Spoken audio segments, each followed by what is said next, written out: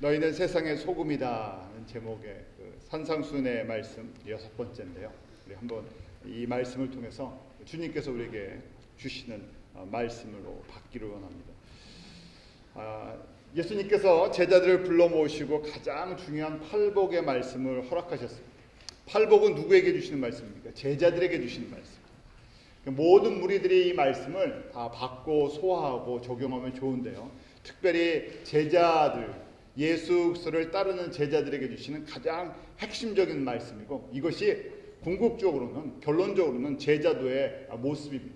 제자는 무엇인가? 마스터, 선생을 따라가는 사람이죠. 겉모습만 따라가는 것이 아니라 바로 선생이신 우리의 영원한 구주이신 예수님이 품고 있는 그 가슴을, 심장을, 성품을, 그 하나님의 온전하심의 그 모습을 닮아가라는 것이에요. 그래서 겉모습을 먼저 담는 것이 아니라 속사람이 예수님을 닮아가는 것이죠. 이것이 제자도의 가장 중요한 것입니다.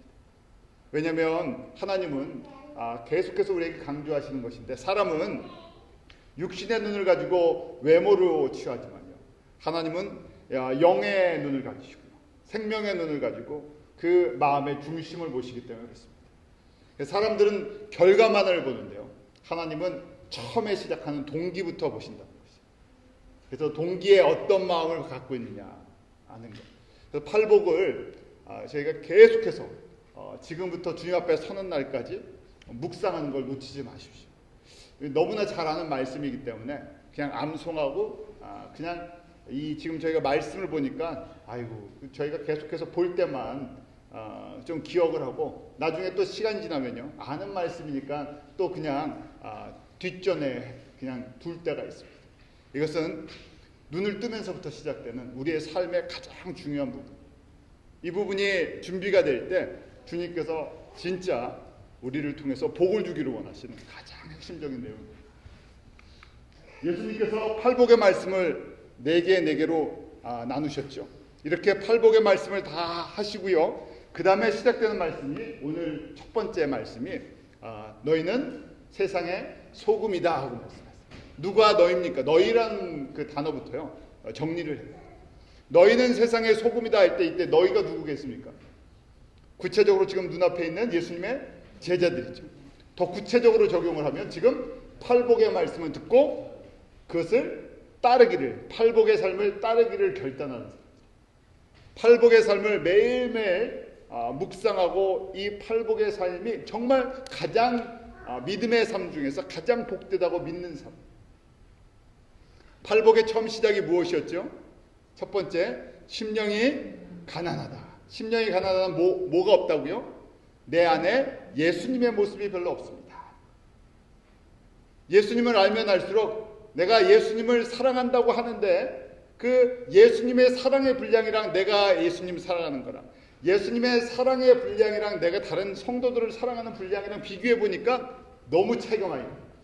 나는 인간적으로는 사랑할 수 있지만 그 주님의 사랑의 수준에 도달할 수가 없습니다 하는 것을 고백하는 거예요. 정직하게. 그 은혜를 받는 것이죠. 은혜가 너무나 크기 때문에 그 알면서요, 이게 쉽게 깨지지 않는 부분. 그럴 때 말씀 속에서 나를 비춰본다 그랬죠. 말씀을 묵상하면서 말씀이 거울이 돼서 나를 비춰보고, 또 말씀이 살았고 운동력이 있어서 좌우의 날선 검처럼 나를 쪼갤 수가 있어요. 내 혼과 영을 쪼갤 수 있는 것은 주님의 말씀뿐이 없어요. 주님의 말씀이 나에게 그 수술용 칼처럼 내 안에 있는 쓴뿌리들, 내 안에 있는 그 예수님 닮지 않은 마귀의 성품들, 질투, 시기, 분냄, 그 오래 참지 못하는 것, 이런 것들이 말씀 속에 비춰져서 그 말씀이 나에게 그 살아있는 좌우에 양날이 있는 그 하나님의 생명의 칼로 나에게 다가올 때 그것이 내 안에 깊게 깔려있는 쓴뿌리들, 잔가지들, 마귀의 성품들을 분별하고 잘라낼 수 있다 그랬었죠. 그때는 아픔을 통해서요. 그래서 이런 잘라지는 것이 우리가 용광로에 들어간다고 표현을 드렸어요. 순수해지는 과정, 불순물이 제거되는 과정, 주님만 바라보게 하고. 그래서 마음이 청결한 자는 복이 있나니 뭐라고요? 마음이 청결해지면 하나님을 본다고. 그때 눈이 떠진다는 얘기예요. 우리가 육신의 눈도요, 뭐 이제 여러 가지 병들이 있어서 잘 못 볼 때도 있잖아요. 뭐 근시도 있고 난시도 있고 원시도 있고 뭐 노안도 있고 이거 피할 수가 없잖아요. 그래서 이 눈 건강해지는 법도 있는데요. 우리의 영혼의 눈은 마음이 청결해질 때, 마음이 순수해질 때, 불순물이 제거될 때, 그러니까 결국요 말씀을 계속 묵상하면서 말씀 속에서 나를 비춰볼 때, 내 안에 불순물들이, 쓴뿌리들이, 상처들이 치유함을 받을 때, 그때 비로소 영적인 눈이 떠져서요 하나님을 볼 수 있다. 하나님을 인식하기 시작하죠. 하나님의 나라가 점점 밝게 다가가요. 그전에는요 흐미하든지 알기는 아는데 보이지 않으니까요 보이는 걸 찾든지. 그러니까 지금 첫 번째부터요 심령이 가난해진다는 것이 얼마나 모든 것에 복의 시작이고 복의 끝이죠.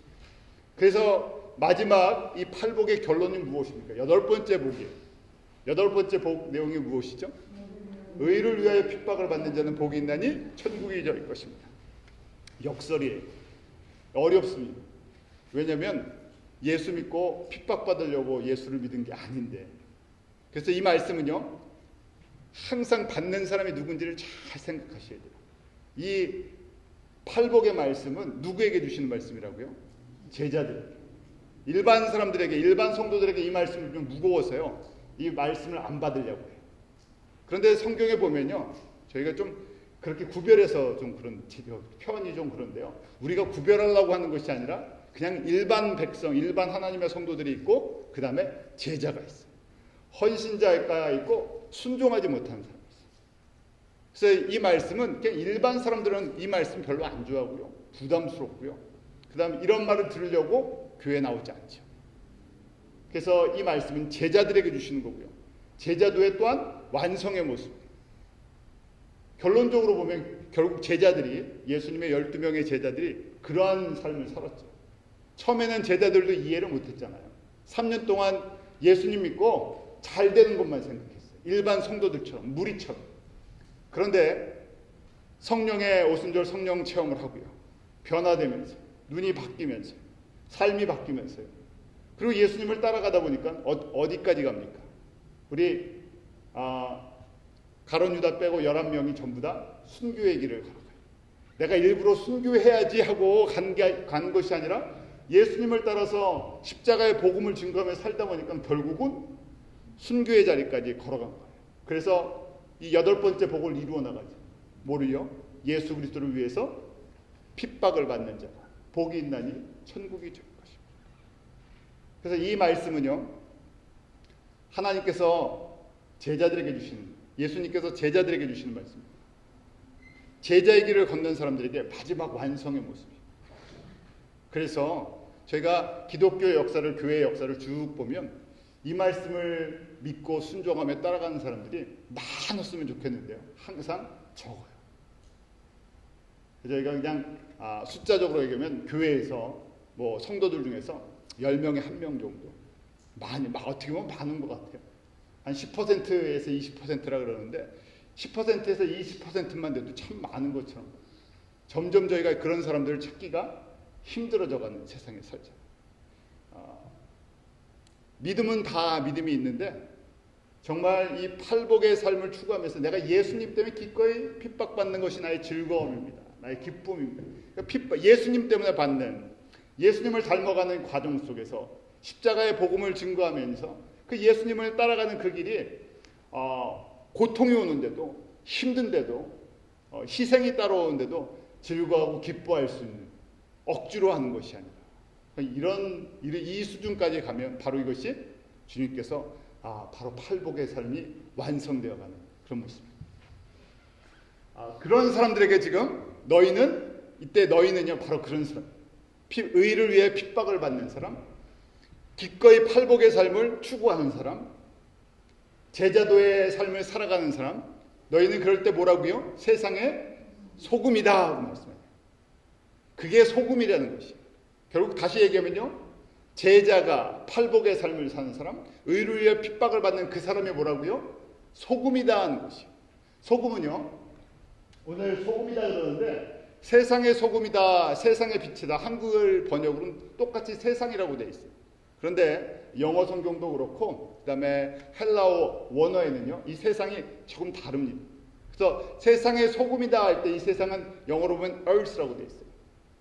You are the salt of the earth. 이 땅의 소금이다 하는데요. 헬라 말로 게라고 돼 있어요. 게, 이런 멍멍이 게가 아니라 땅을 게라고 하는데 이 땅바닥을 이야기하는 거예요.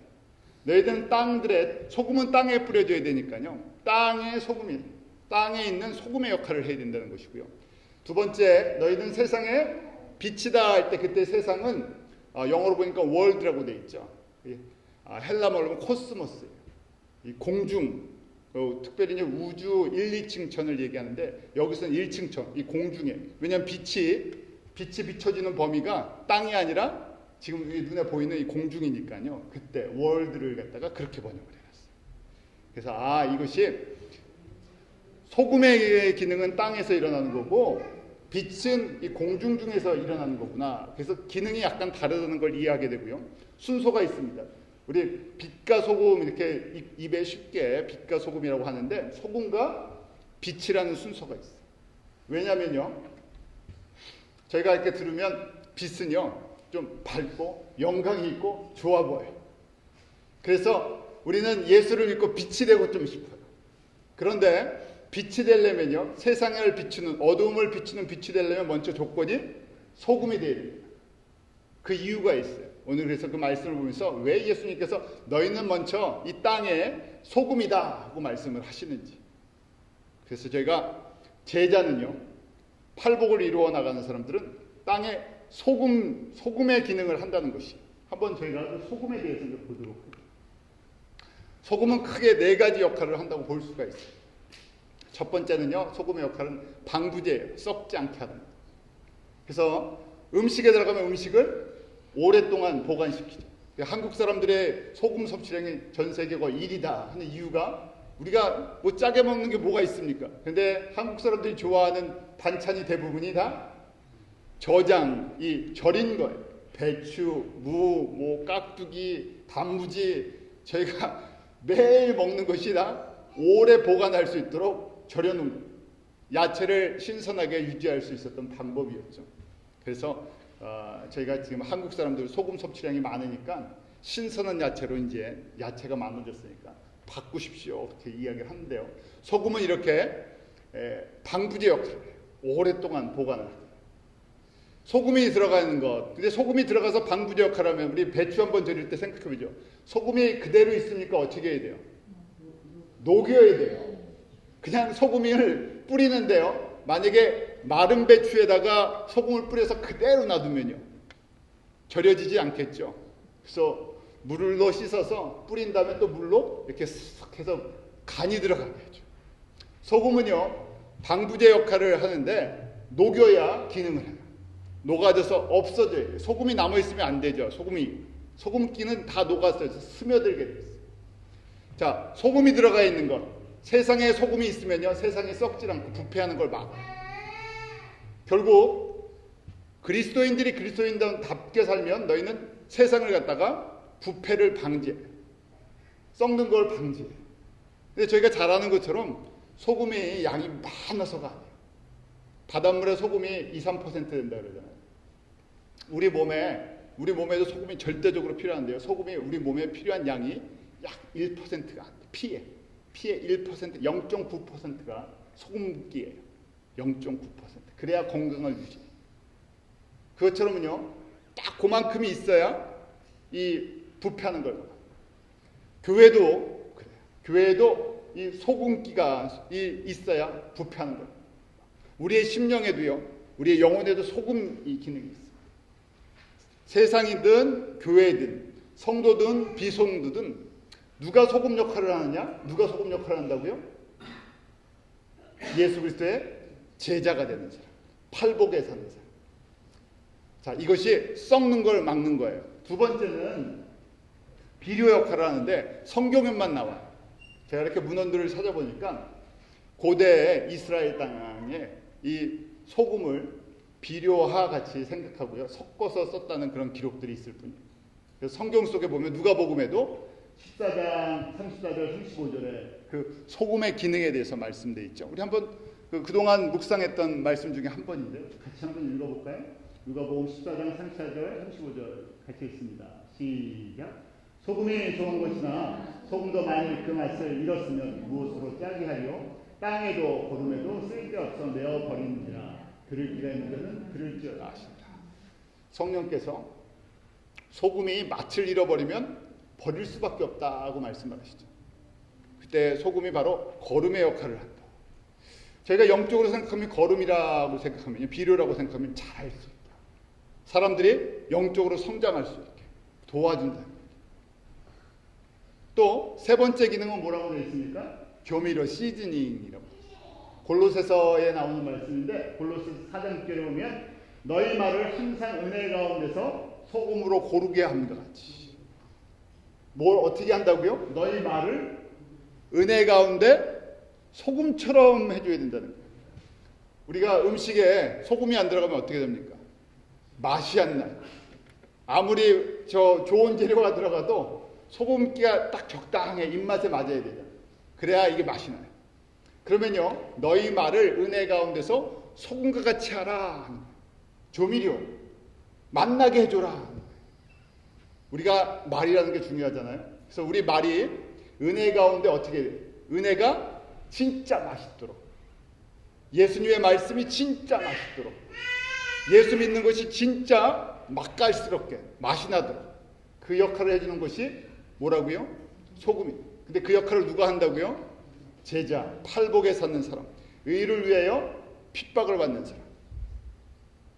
팔복을 사는 사람이 있어야 신앙생활하는 맛이 납니다.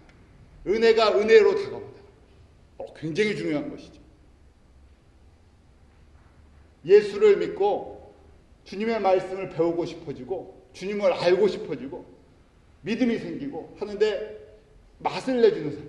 정말 내가 좀 표현은 그래서 그렇지만요. 내가 예수를 믿는데 우리가 사람을 통하잖아요. 내 이분 때문에 내가 참 주님의 은혜를 다시 깨닫게 됩니다. 내가 이분 때문에 참 예수 맞는 그 예수를 믿는 참 즐거움이 있다. 예수님을 바라보면서요. 신앙의 맛을 내주는 사람. 그 사람이 바로 이 팔복의 삶을 사는 사람이죠. 그 팔복의 핵심은요. 무슨 맛이 나는 거겠어요? 소금은요. 결국 누구 맛이에요? 예수 맛이에요. 왜냐하면 심령이 가난하다는 것은 내 안에 뭐가 없다는 거예요? 이 말씀으로 보면 내 안에 소금이 없다는 얘기예요. 지금 방부제 역할을 하는 소금, 그 다음에 비료 자라게 하는 소금, 그 다음에 맛을 내게 해주는 그 소금이 누구냐면 바로 예수님이신데 예수님의 모습을 담는 것, 예수님의 마음을 갖는 것, 예수님의 말을 갖고 예수님의 행동을 갖고 예수님의 생각을 갖고 그래서 저 사람 보면 정말 예수님 맛이 나는구나. 저 사람의 그 노가짐과 헌신과 사랑 때문에 내가 예수님의 사랑을 내가 맛볼 수 있구나 하고 이야기합니다. 그러니까 결론적으로 맛을 내려면 뭘 해야 된다고요? 의를 위해서 핍박을 받는 마지막 단계까지 와야 하는 것이죠. 네 번째는요. 생명의 필수 요소예요. 왜냐하면 우리 몸의 혈액 중에 제가 0.9%니까 1%가 약 1%가 그 염분이에요. 그래서 저희가 행군이나 운동하다가 쓰러지면 어떻게 됩니까? 탈진해져요. 소금기가 빠져갖고 땀을 너무 많이 흘리면요. 소금기가 빠지니까 이 소금을 먹어줘야 되죠. 소금물이나 소금을 좀 먹어줘야 다시 회복이 돼요. 탈진하는 걸 막죠. 그것처럼은요. 절대적인 요소예요. 저희가 이게 소금의 일반적인 기능인데 여기 예수 그리스도를 너희는 세상의 소금이다 그랬으니까요.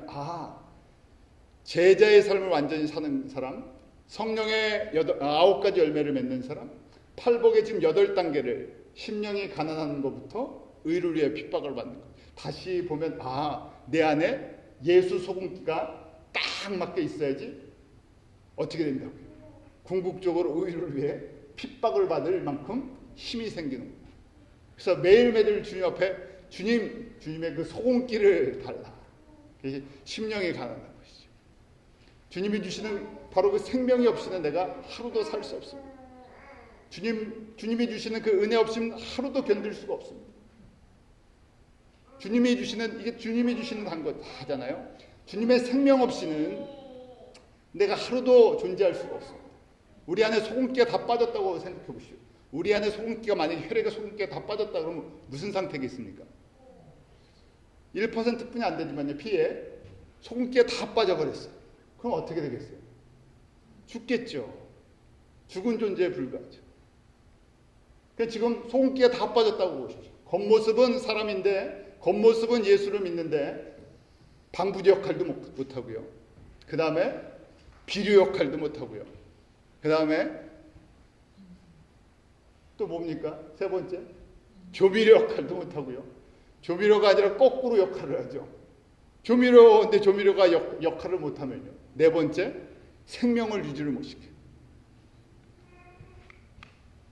결국은요, 하나님의 공동체, 교회나 하나님의 나라는 소금기를 갖고 있는 제자들에 의해서 소수지만 눈에 보이지 않는 것처럼 보이지만 이 사람들에 의해서 유지가 되고 진행이 되고 자라구나. 왜냐면요, 소금의 이제 특징을 말씀드릴게요. 소금이 맛을 내려면요 어떻게 된다고요? 녹아져야 돼요. 희생이. 소금이 없어져요. 소금은 보이지 않아요. 이것이 가장 성경적인 원리 중에 하나. 십자가의 복음이 증거되며 예수님께서 이 땅 가운데 우리에게 생명을 주신 그 길이 바로 소금이 되신 거예요. 예수님 자체가 소금이셨어요. 우리에게 소금처럼 다가오셨어요. 그리고 소금이 돼서 다 녹여서 우리에게 살아날 수 있게 해주셨고요. 썩지 않게 해주시고요. 또 우리가 맛을 내게 해주셨고요. 세상에 영향력을 주게 만들어주셨어요. 세상은요, 조미료가 되려고 녹아지려고 하는 것이 아니라 어떻게 됩니까? 세상은요, 내가 모든 걸 흡수해서 내가 나타나야 돼요. 나라는 존재가 드러나기 위해서 다른 걸 흡수합니다. 그런데 제자의 삶을 사는 것, 팔복의 삶을 사는 것은요, 나라는 존재가 없어져요. 없어지는 게 그냥 녹아지는 거예요. 예수님 때문에. 그래서 제자의 삶을 사는 것, 팔복의 복을 받는 가장 핵심적인 특색이 무엇인가? 바로 희생이라는 것이죠. 그 희생을 이야기할 때 예수님께서 본이 되어 주셨고 우리에게 말씀해 주신 대표적인 말씀이 요한복음 12장 24절 말씀이죠. 우리 한번 같이 읽어볼까요? 시작. 내가 진실로 진실로 너에게 이르노니 한 알의 밀이 땅에 떨어져 죽지 아니하면 그대로 있고 죽으면 많은 열매를 맺느니라. 아주 잘 아시는 말씀, 잘 아는 말씀. 한 알의 밀이 땅에 떨어져 죽지 않으면 그대로 있고 죽으면 어떻게 된다고? 많아져. 농사의 원리죠. 생명의 원리. 그런데 저희가 농사 지을 때는 당연히 이렇게 일어나는 것이라고 생각하는데요. 이것이 우리 신앙생활에 나에게는요 적용될 때는 나는 잘 돼야 되겠고 하는 생각을 꼭 해요. 그래서 예수 믿고 우리 두 가지의 신앙생활의 모습이 있다 그랬죠. 예수 믿고 다 잘 되는 것. 예수 믿고 날마다 죽는 것. 다른 사람을 살리기 위해서 내가 죽는 것. 둘 중에 하나예요. 그래서 보통 사람들의 신앙생활은 예수 믿고 내가 뭐든지 다 잘 돼야 돼요. 그런데 제자의 삶을, 예수님을 따라가는 삶은요, 내가 잘 되는 거에 관심이 없고요, 예수님 잘 되시는 거예요. 다른 사람이 잘 되는 거예요. 다른 사람들이 살아나는 나는 소금이 되겠다. 그러니까 이 길은 좁고요, 이 길은 많은 사람들이 좋아하는 길이 아니에요.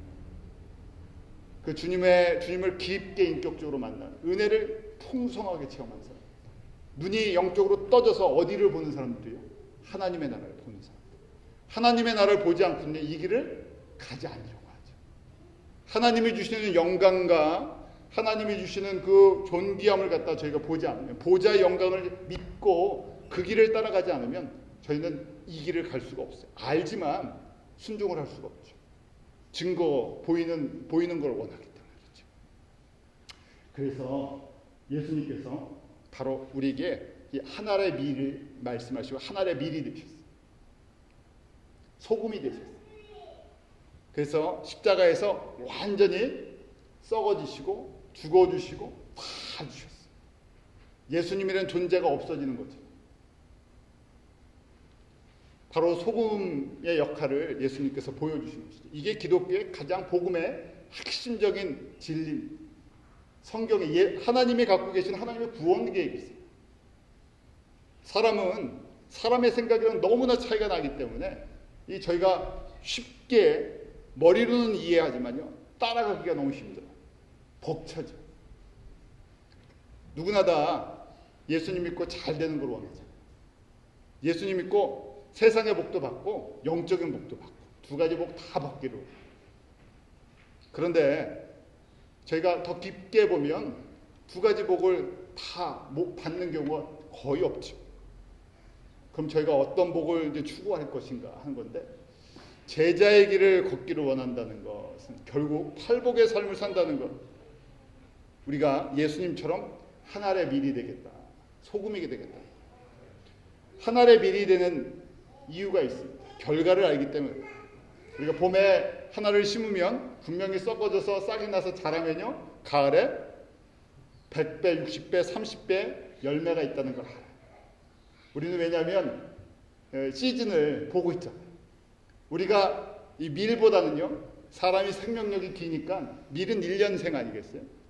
그래서 저희는 밀의 시작과 밀의 끝을 보고 있기 때문에 아, 그렇구나 하니까 봄에 당연히 밀을 심고요, 썩어줘야 되고요, 거기서 다시 싹이 나고 자라고 열매를 맺는 과정이다. 우리의 인생이 조금 더 눈을 뜨고 보면, 누구의 눈을? 하나님의 눈을, 믿음의 눈을 뜨고 보면 그렇게 봐야 되는 거죠. 우리가 태어나고 죽을 때까지 결국 주님께서는 우리의 모든 걸 다 알고 있어요.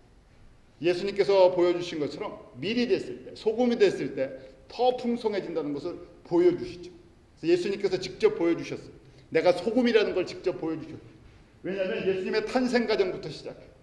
예수님께서 하나님의 아들이신데 굳이 어디서 태어나실 필요가, 베들레헴 마구간에서 말구유에서 태어나실 이유가 하나도 없어요. 가장 좋은 곳에서 태어나실 수도 있어요. 하나님 마음이니까 왕궁에서, 로마 왕궁에서 왕같이 태어나실 수 있잖아요. 그거 쉽잖아요. 이미 로마의 황제로 태어나갔고요, 황제의 아들로요. 그런 그 전 세계가 다 이미 로마에 의해서 거의 통치되던 시절인데 거기에 그냥 하나님의 이름을 붙여놓기만 하면 돼요. 탄생부터요, 썩어지기 위해서, 녹아지기 위해 오셨죠. 가장 낮은 곳에. 사람이 보면 별 볼 일 없어요. 성장하는 과정도 그렇어요. 소금이 되셨어요. 그래서 누구의 아들이요? 목수? 요셉의 아들. 목수처럼 자라셨어요. 학벌이요?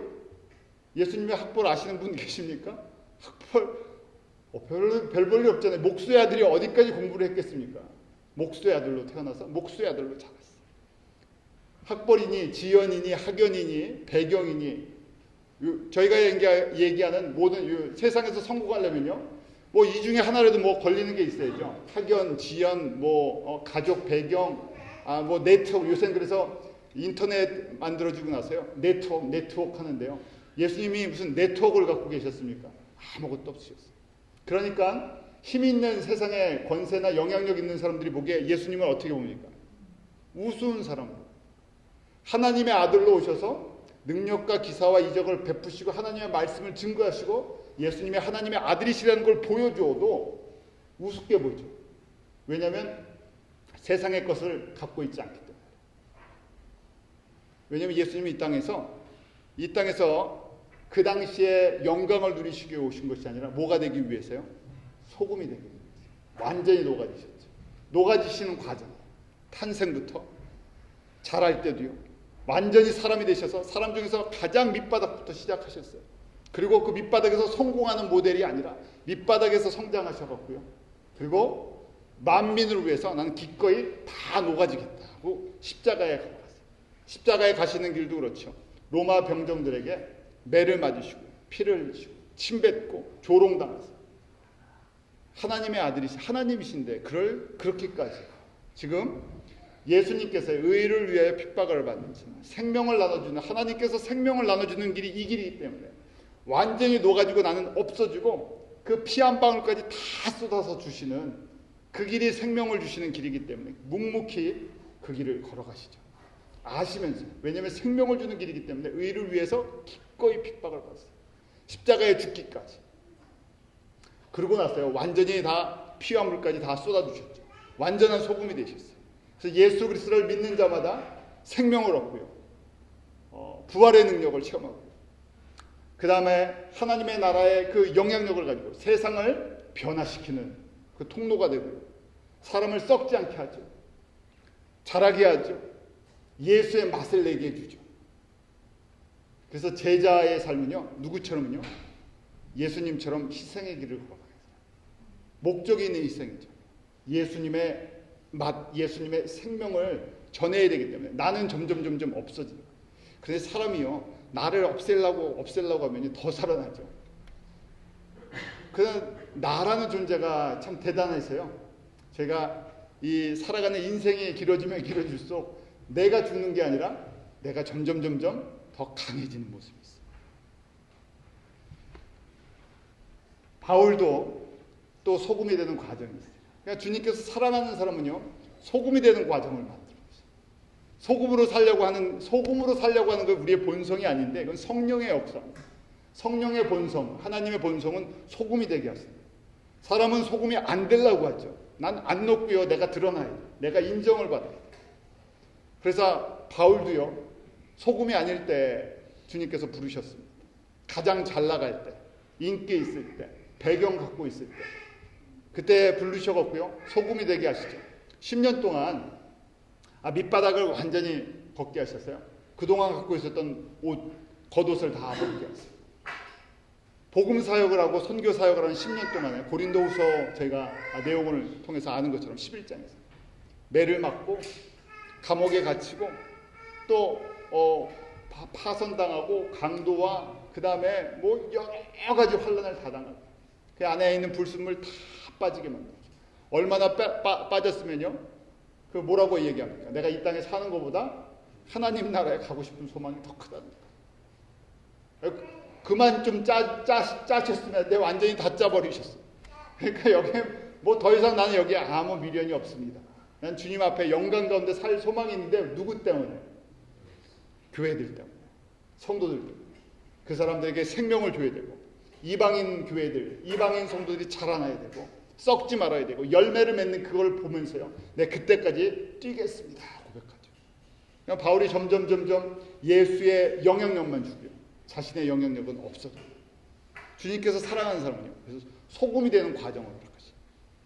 지난번에 말씀을 드리면 이 소금이 되는 과정이 뭐겠습니까? 용광로에서 내가 녹아지는 거예요. 누가 용광로에 들어가서 녹아지는 걸 좋아하는 사람이 있겠어요? 고통스러운.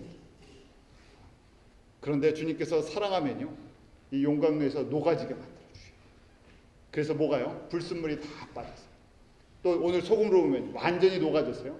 나는 사라지고요, 예수의 향기만, 예수의 맛만 그 나게 해주셔요. 그래서 그 과정이 무슨 과정이라고요? 팔복이라고. 이걸 이해를 해야 의를 위해 핍박을 받는 자는 복이 있나니 천국이 저희 것입니다. 그 너머에 있는 하나님의 영광과 하나님의 원하시는 본질, 이게 십자가의 본질이었구나. 이게 하나님의 특성이시구나. 생명을 주시는 특성이시구나 하는 것을 깨닫고요, 제가 순종하려고. 주님, 나 이런 사람 되게 해주십시오. 내가 그냥 안 녹아지잖아요. 주님, 내가 날마다 녹아질 수 있도록 예수님의 맛을, 예수님의 은혜를 체험한다는 것은 예수님이 이렇게 녹으신 거를 내가 주의 사랑으로 받아들일 때, 나도 녹게 해주세요. 예수님 닮아서 녹게 해주세요. 해주는 거죠. 그래서 녹아지는 이 소금의 맛을 갖고 있는 제자가 되려면 예수님께서 누가복음에 이렇게 말씀하시죠. 제자들을 부르시고요, 아주 강한 말씀을 주세요. 첫 번째는요, 자기의 목숨까지도 미워하라고 되어 있어요. 누가복음 14장 26절 우리 한번 같이 읽습니다. 시작. 무릇 내려오는 자가 자기 부모와 처자와 형제와 자매와 자기 목숨까지 미워하지 아니하면 능히 나의 제자가 되지 못하고. 미워하라는 게 진짜 미워하라는 것이 아니라 예수님이 두 가지 기준이 있다 했었죠. 일반적으로 주시는 말씀과 이 팔복의 삶을 살기를 원하는 제자들에게 주는, 헌신자에게 주시는 말씀이 좀 차원이 다르다 했죠. 일반적으로 보면 모르겠어요. 부모를 공경해라, 형제를 사랑하라, 이런 차원. 그런데 제자애들에게는요, 우선순위가 확정을 지어줘요. 내가 녹아지는데, 내가 지금 녹아진다 그랬잖아요. 내가 녹아지는 것, 예수님 때문에 완전히 녹아지는데, 그 녹아지다 보면 사람들이 생각하는 수준의 부모를 공경하고 처자를 위해 사는 그 삶을 못 살 수도 있다는 거예요. 바울의 삶을 한번 보시기 바랍니다. 바울이 그런 삶을 살 때 자기의 것을 다 챙길 수가 없었죠. 그런데요, 또 이 안에는 주님께서 공급하시는 애가 있어요. 그럼 주님께서는 너의 목숨까지도 너의 삶의 우선순위를 다 드리라. 그럼 내가 받고 잊어버리겠다는 것이 아니라 내가 그 나머지는 책임져 주시겠다. 맡기라는 얘기죠. 지금 전부 똑같은 말씀입니다. 자기 십자가를 지라고 되어 있죠. 예수님께서 걸어가신 십자가의 길, 소금의 역할을 하려면 십자가를 져야 됩니다. 희생이 필요하다. 이 땅에서 생명이 증거되는 데는 꼭 희생의 역사가 있어요. 십자가는 꼭 희생을 요구해요. 그래서 기꺼이 희생을 하는데 어디까지요? 내가 완전히 죽는 데까지. 내가 완전히 사라지는 데까지. 그래야 누가 나타나요? 예수님이 나타나요. 그래서 자기 목숨을 버려라. 자기 십자가를 져라. 그 다음에 뭐라고 말씀하세요? 자기 모든 소유를 버려라. 눈에 보이는 거 우선순위, 이건 보통 사람들이 갖기로 원하는 건데 이것까지 다 주님 앞에 맡겨버리라는 거예요. 맡길래니까요. 뭐가 있어요? 맡길래니까. 버리려고 하니까. 뭘 받은 게 있어요? 은혜를 받은 게 있어요. 어디서? 십자가에서.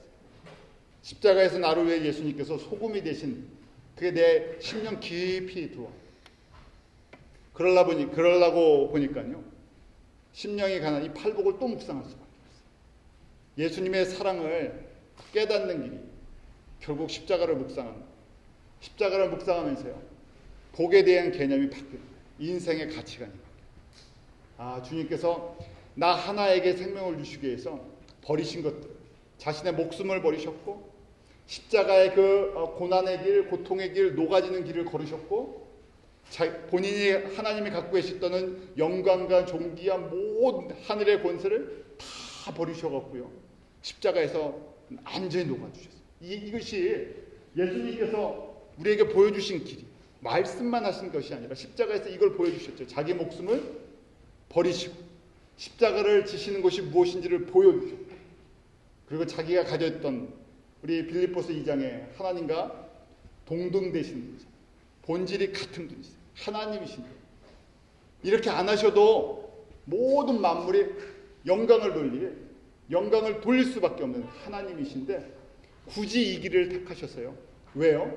나에게 생명 주시고 나를 하나님의 자녀 삼아 주시고 거기에 더 나아가서 나를 이 말씀을 듣는 사람들에게 제자의 길을 가라고 주시는 제자 팔복에 사는 사람들이 누리는 영광이 무엇이기 때문에 하늘에 기업을 주시고 그것을 깊게 저희가 매일 묵상을 해서 이 주님께서 나를 이렇게 사랑하시는군요.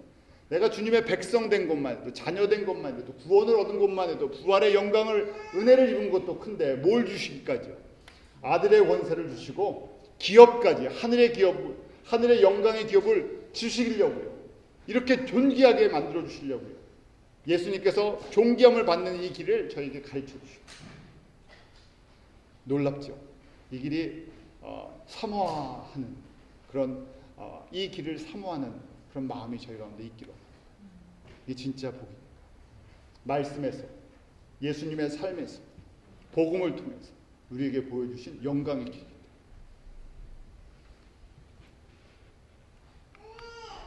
예수님께서 이 말씀을 하시면서요. 두 가지 예화를 들려주세요. 이 십자가의 길, 소금이 되는 길, 하나의 밀이 되는 길을 보여주시면서요.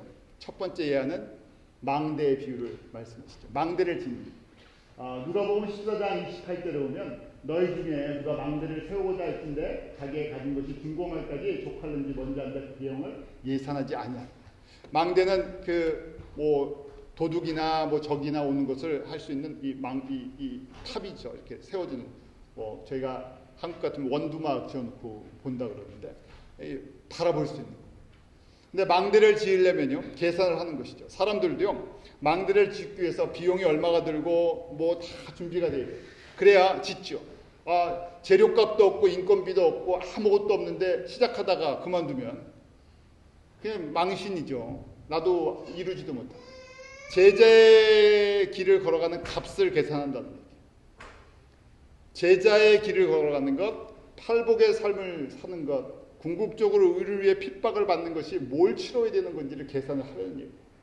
그리고 결단하라. 그냥 입술로 예수님의 제자 되겠습니다, 그렇게 생각하면 나중에 더 부끄러운 모습.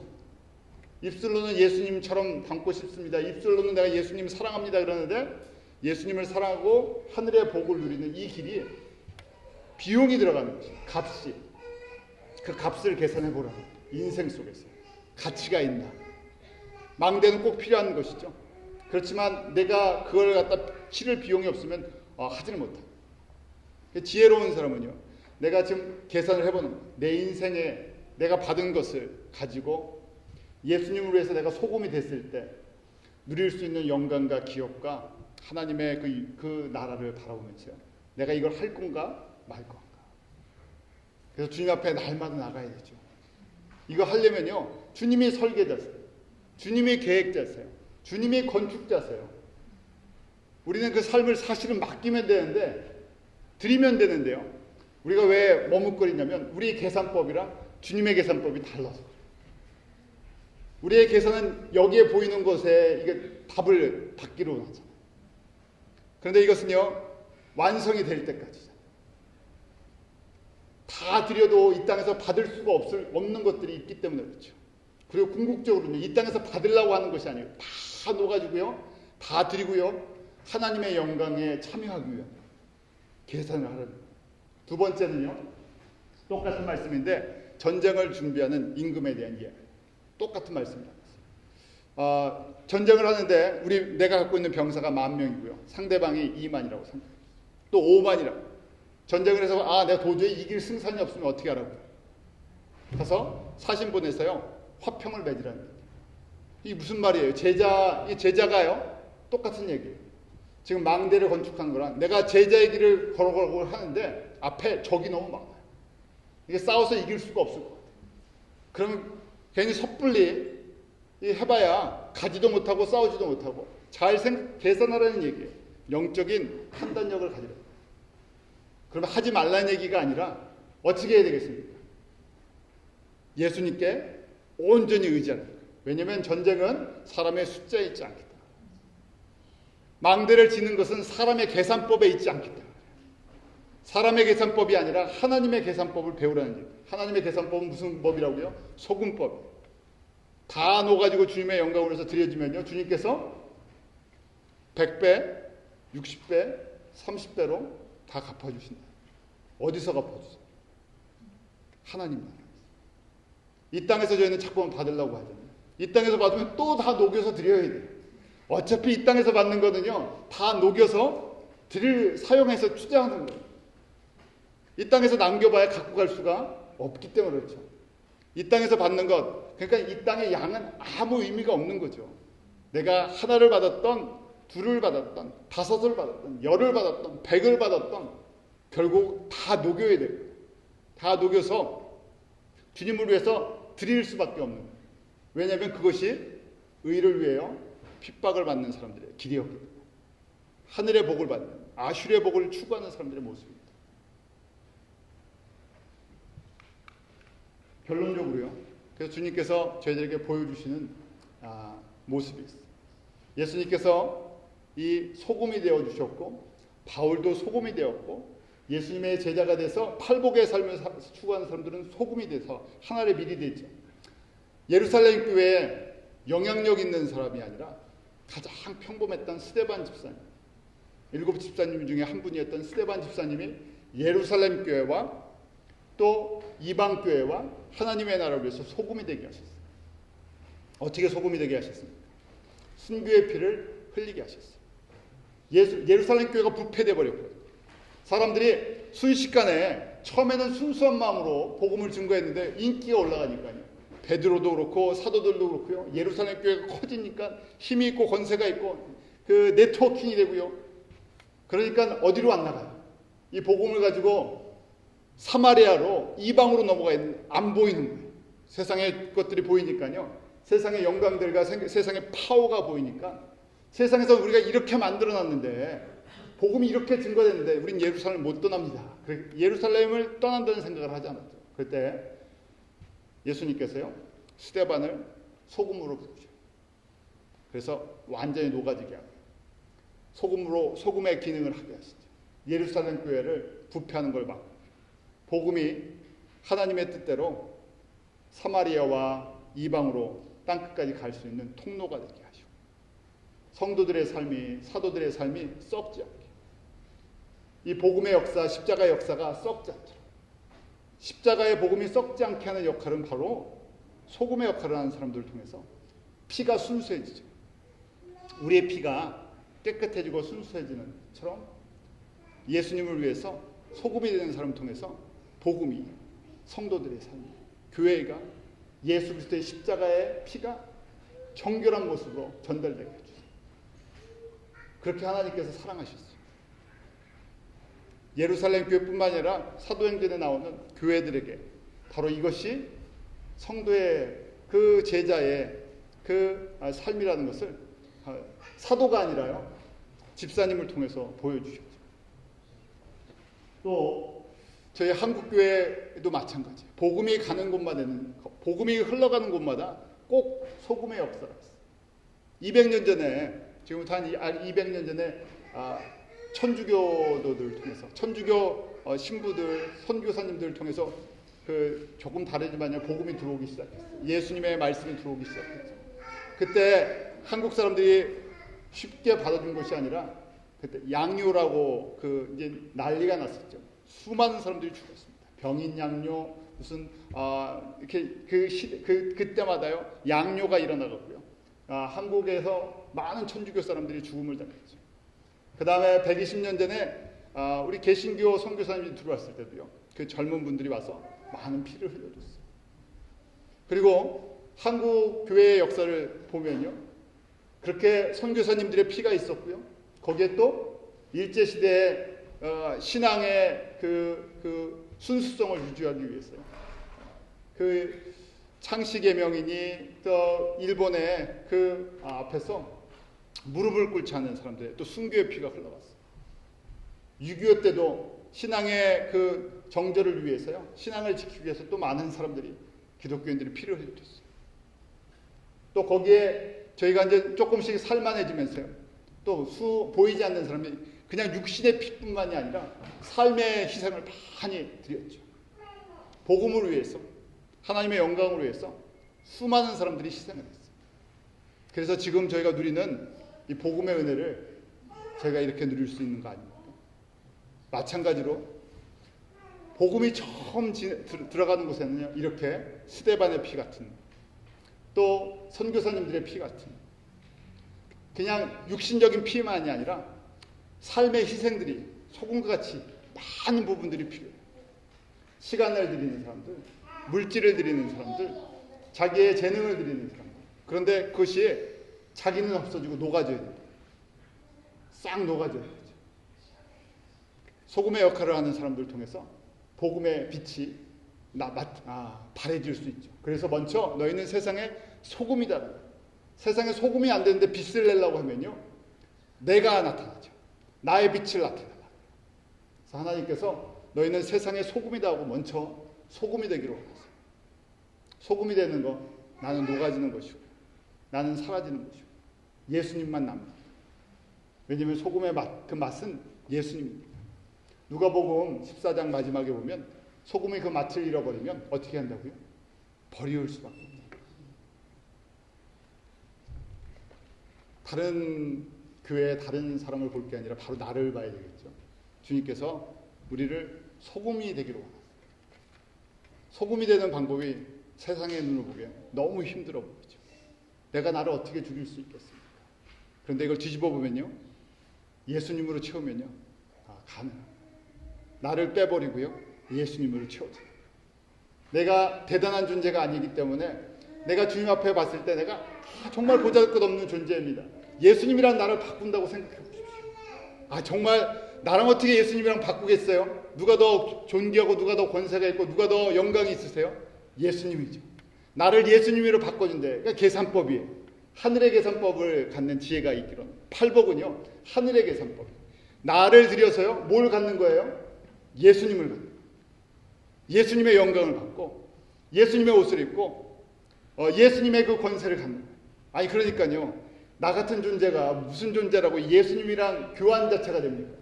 그런데 예수님께서 기꺼이 소금이 되어주셔서 내 안에 찾아와 주셨어요. 그래서 내가 그렇게 예수님처럼 나를 녹여버리면요, 예수님의 생명이 증거되는 것 때문에 내가 녹아지면요, 그러면 주님께서 나를 예수님의 영광에 인도해 주신다.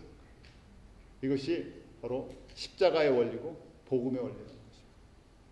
우리가 참 이게 머리로는요, 말씀으로는 이해가 되는데 삶으로는요, 이게 안 되는 거잖아요. 결국 주님 앞에서 그 십자가의 예수님을 내가 매일 만날 때 내 안에 예수님 담기를 원한다는 간절한 고백이 있습니다. 이것이 우리 안에서 조금씩 내가 조금씩 소금으로 녹아지는 은혜가 임하겠죠. 우리가 주님 앞에서 정말 주님 앞에서 완전히 다들 소금이 되는, 저희 교회가 그런 교회가 되는 은혜가 있기를 원합니다. 기도하겠습니다. 하나님 아버지, 제자를 부르시고 팔복의 말씀을 주셨습니다. 저희들에게도 팔복의 말씀을 주셨는데 저희가 머리로만 이해하는 것이 아니라 팔복의 삶을 저희가 살아야 주님께서 말씀하시는 것처럼 너희는 세상의 소금이다, 이 소금의 기능을 하는 것으로 압니다. 주님, 우리의 힘으로 우리를 죽일 수가 없고 우리의 힘으로 우리가 녹아지질 않습니다. 말씀으로 임하여 주시고 성령의 기름 부으심이 저희 가운데 임하여 주셔서 불처럼 물처럼 저희 가운데 은혜의 물결로 덮어주셔서 예수님이 우리에게 베푸신 그 영광과 생명과 그 권세 앞에 무릎 꿇게 하시고 예수님께서 하나의 밀이 되어주시고 소금이 되어주신 것처럼 저희가 기꺼이 주님 앞에 우리의 삶을 소금과 같이 드릴 수 있는 고백과 결단이 매일매일 저희 가운데 일어나게 하여 주시옵소서. 그런 성령의 은혜를 저희 가운데 베풀어 주시옵소서. 역사심이 있게 하여 주셔서 우리를 통해서 예수 그리스도의 맛이 교회 가운데, 성도들 가운데, 우리가 섬기는 선교지 가운데 흘러가게 하여 주시옵소서. 예수님의 이름으로 기도하옵나이다. 아멘.